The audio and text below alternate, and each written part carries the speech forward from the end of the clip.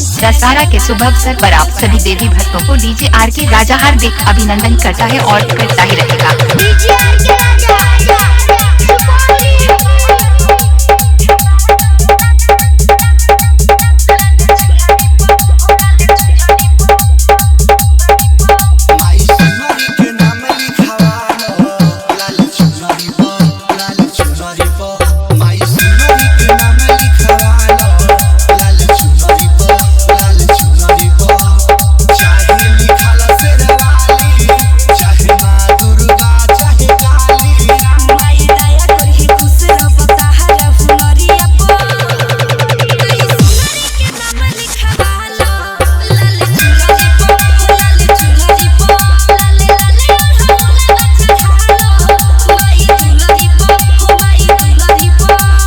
दशहरा के शुभ अवसर पर आप सभी देवी भक्तों को डीजे आर के राजा हार्दिक अभिनंदन करता है और करता ही रहेगा। डीजे आर के राजा